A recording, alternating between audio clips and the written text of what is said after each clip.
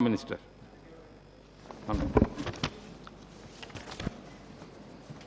माननीय उपसभापति जी, ये संविधान संशोधन इस सदन ने 6 मई 2015 को पारित किया था। अगर इसका हम पूरा इतिहास देखें तो सन 2003 में केंद्र सरकार द्वारा बनाई गई डॉक्टर केलकर समिति ने एक सिफारिश दी थी, जिस सिफारिश में यह सुझाव दिया था कि जो देश की इनडायरेक्ट टैक्सेशन व्यवस्था है उसके अंदर एक बुनियादी परिवर्तन लाया जाए।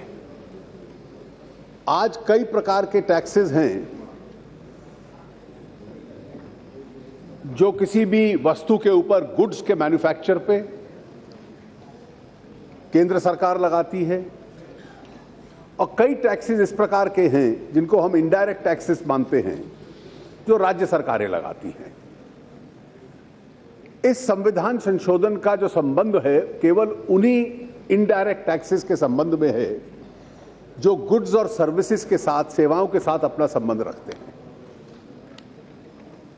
सुझाव यह था कि इन तमाम टैक्सेस को जो आज अलग अलग स्तर के ऊपर लगते हैं और जिसकी वजह से व्यवसाय और व्यापार करने में देश के अंदर कई रुकावटें आती हैं, उन सब को इकट्ठा मिलाकर एक गुड्स एंड सर्विसेज टैक्स बनाया जाए। लेकिन इस प्रणाली को स्थापित करने के लिए संविधान संशोधन की आवश्यकता है, और क्योंकि इस व्यवस्था को लागू करने की जिम्मेवारी केंद्र सरकार की भी होगी और देश की हर राज्य सरकार की भी होगी, इसलिए सरकार का एक बहुत बड़ा प्रयास ये रहा कि इसमें व्यापक आम राय बन पाए। और मुझे खुशी है इस बात की कि बहुत लंबे प्रयास के बाद जो कई वर्षों तक चलता रहा, एक आम राय बनी है और अधिकतर राजनीतिक दल बहुत बड़ी मात्रा में इसके समर्थन में उभर कर सामने आए हैं। 2003 की जो डॉक्टर केलकर कमेटी की सिफारिशें थी उनको सार्वजनिक किया गया, और उसके पश्चात सन 2006-07 के बजट में उस वक्त के वित्त मंत्री ने यह सुझाव दिया था कि प्रयास किया जाए कि 1 अप्रैल 2010 से इस देश के अंदर जीएसटी लागू किया जाए।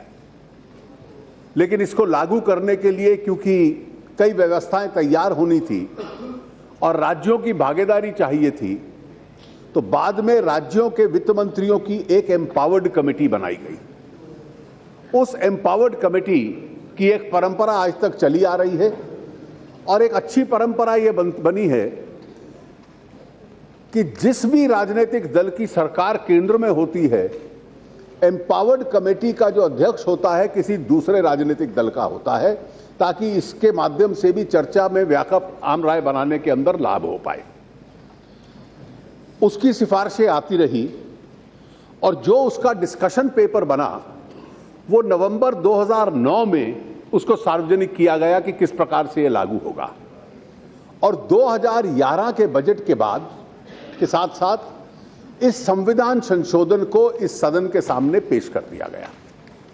जब इस सदन के समक्ष आया तो 2 प्रकार की पैरेलल व्यवस्थाएं चलती रही। जो सदन के अंदर संविधान संशोधन आया वो स्टैंडिंग कमेटी के समक्ष चला गया, और स्टैंडिंग कमेटी उसके ऊपर विचार करती रही, और स्टैंडिंग कमेटी ने अपनी रिपोर्ट 2013 के मध्य में दी। दूसरी व्यवस्था इसके संबंध में थी कि क्योंकि राज्यों की भागीदारी चाहिए थी, कि राज्यों के जो वित्त मंत्रियों की एम्पावर्ड कमेटी थी वो भी इस कॉन्स्टिट्यूशन अमेंडमेंट पे और उसके बाद में होने वाली प्रक्रिया के ऊपर चर्चा करती रही। इन तमाम सिफारिशों के बाद, एक दूसरे से चर्चा करने के बाद, नवंबर 2013 में जो सारे सुझाव लेकर जो उस कानून का मूल स्वरूप बना, लेकिन उस स्वरूप को लेकर भी कई प्रश्न इसमें उठ रहे थे। लोकसभा जब भंग हुई 2014 के आरंभ में, तो यह संविधान संशोधन बिल उसके साथ लैप्स कर गया। जब नई सरकार बनी तो उस नई सरकार ने ये दोबारा प्रयास शुरू किया कि राज्यों के साथ इस पे एक बार फिर चर्चा की जाए। राज्यों के साथ 2 बार चर्चा करने के बाद और जो स्वरूप स्टैंडिंग कमेटी ने बनाया था उस सब में आपस में फैसला करने के बाद जो स्वरूप बना वो इस संसद के सामने हम लोग लेकर आए। कई विषयों को लेकर राज्यों के मन में कई प्रश्न थे और एक मूल प्रश्न जो राज्यों के मन में था, जो 2011 के कानून में नहीं था, कि अगर इस व्यवस्था को लागू करने से किसी भी राज्य के राजस्व में घाटा होता है तो उस घाटे की भरपूरी किस प्रकार से की जाएगी। 2011 के कानून में इसका प्रावधान नहीं था। हम लोगों ने यह सुझाव दिया था कि उसको पूरा करने के लिए 5 वर्ष तक केंद्र सरकार उसको पूरा करेगी। पहले 3 वर्षों के लिए पूरा और उसके बाद धीरे धीरे स्टैगरिंग रूप से कम होगा।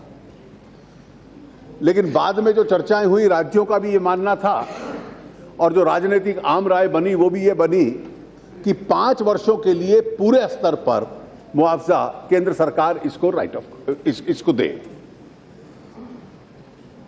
कुछ राज्यों में यह चिंता थी, विशेष रूप से जीएसटी एक डेस्टिनेशन टैक्स है और इसलिए जो राज्य मैन्युफैक्चरिंग स्टेट्स थे, और इसमें गुजरात, महाराष्ट्र, कर्नाटक, तमिलनाडु, इन राज्यों की यह चिंता थी कि हम मैन्युफैक्चरिंग स्टेट्स हैं, हमने मैन्युफैक्चरिंग इंफ्रास्ट्रक्चर के लिए बहुत ज्यादा निवेश अपने राज्यों में किया है और क्योंकि इस टैक्स का लाभ उन राज्यों को होगा जहां पर खरीदारी होती है, कंजम्पशन होती है, तो हमें 1% इंटरस्टेट सेल्स के ऊपर 2 वर्ष के लिए टैक्स लगाने की अनुमति दी जाए। यह एक दूसरा सुझाव था। अंत में इस पे आम राय नहीं बन पाई और वो भी संशोधन हुआ। और तीसरा मूल विषय यह था कि जीएसटी काउंसिल किस प्रकार से बने। 2011 के कानून में यह लिखा था कि जीएसटी बिल के सभी निर्णय कंसेंसस के माध्यम से होंगे। अब कंसेंसस शब्द की कोई परिभाषा नहीं है।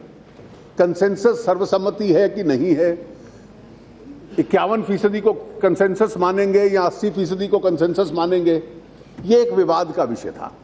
तो स्टैंडिंग कमेटी ने एक सुझाव दिया कि जितने भी निर्णय हैं वो जीएसटी काउंसिल में हो, जिसमें केंद्रीय सरकार की ओर से कोई अध्यक्षता करे, राज्य सरकारों का एक प्रतिनिधि रहे, 2/3 वोट राज्यों का होगा, 1/3 वोट केंद्र का होगा। लेकिन निर्णय सफल हो पाए इसके लिए 3/4 वोट हो पाना आवश्यक है। Every decision should be passed by 3/4 majority, जिसका असर यह था कि राज्यों के निर्णयों के ऊपर केंद्र का एक प्रकार से वीटो हो गया, केंद्र के निर्णय के ऊपर एकाधिकार पे राज्यों का वीटो हो गया और इस मजबूरी में दोनों को समन्वय से आम राय बनानी पड़ेगी, तभी निर्णय हो पाएगा। ये एक सुझाव उन्होंने दिया था और नवंबर 2013 में उस वक्त की सरकार ने इस सुझाव को स्वीकार कर लिया था। इसके पश्चात जब यह कानून पारित हुआ लोकसभा से 6 मई 2015 को, तो उसके पश्चात ये वापस राज्यसभा में गया, राज्यसभा की सिलेक्ट कमेटी में गया। सिलेक्ट कमेटी ने कुछ सिफारिशें दी। सिफारिशों के बाद भी सरकार का यही प्रयास था कि बहुत अधिक मात्रा में राजनीतिक दल, विशेष रूप से जितने भी क्षेत्रीय राजनीतिक दल थे, वो लगभग सब इसके समर्थन में थे। मेरे एआईएडीएमके के मित्रों को थोड़ा सा इसके संबंध में कुछ प्रश्न थे, उसके अन्यथा सभी लोग इसके समर्थन में थे। लेकिन हम लोग चाहते थे कि केवल डिवाइडेड पार्लियामेंट इसको पारित करेगी तो उसका लाभ नहीं रहेगा, इसलिए सभी बड़े राजनीतिक दल इसके पक्ष में होने चाहिए। और उसके पीछे कारण यह था कि राज्य में या केंद्रों में किसी ना किसी राजनीतिक दल की सरकार है और इसलिए इसको लागू करने की जिम्मेवारी उन्हीं सरकारों को है। इसलिए संघीय ढांचे में एक व्यापक आम राय बनना इसके लिए आवश्यक था। उसकी वजह से कुछ विलंब तो जरूर हुआ, लेकिन ये इस देश के लोकतंत्र की ताकत थी कि लगभग सभी राजनीतिक दल एक मंच के ऊपर आ गए और उसके साथ साथ अधिकतर राज्य भी लगभग एक मंच के ऊपर आए। हर एक के जो कंसर्न्स थे, उन कंसर्न्स को हम लोगों ने एड्रेस किया और राज्यसभा ने अंतिम स्वरूप में सर्वसम्मति से जिस कानून को पारित किया है वो सबकी एक आम राय से बनाया गया है, जिसका असर ये होगा कि इनडायरेक्ट व्यवस्था में देश में एक कानून होगा, ये एक देश में एक टैक्स होगा।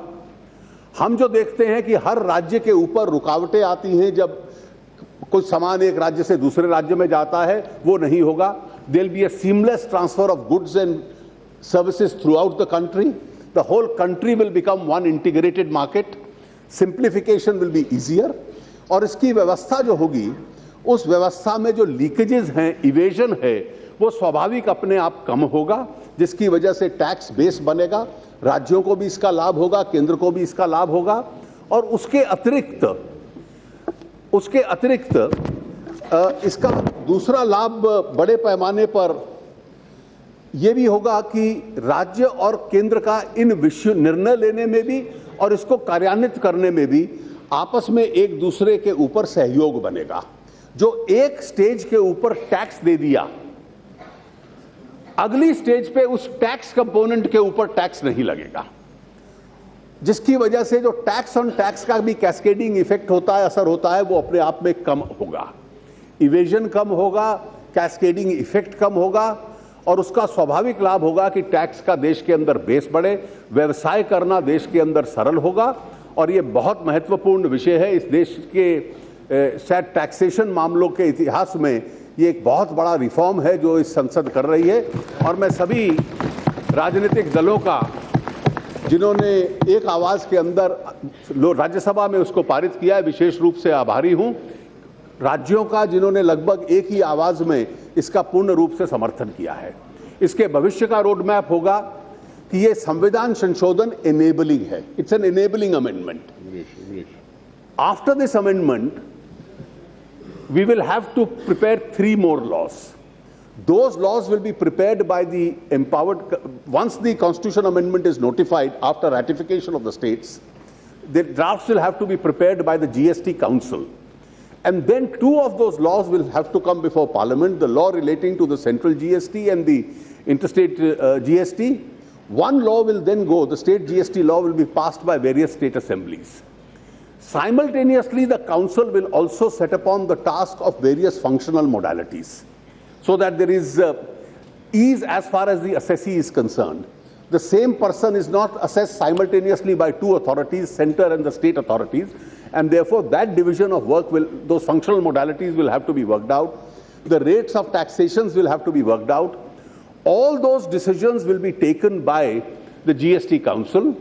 The rate of taxation will be determined there. One argument is that our states and center both giving up their jurisdictions and sovereignty, the answer to which is that in this country to have one nation and one tax, they are pooling in their sovereignty together and creating a new mechanism which will take all these decisions in that forum of pooled sovereignty itself. So this is a major reform which in the long run will go to the interest of this country. With these few observations, I commend this bill for acceptance of the Honourable House.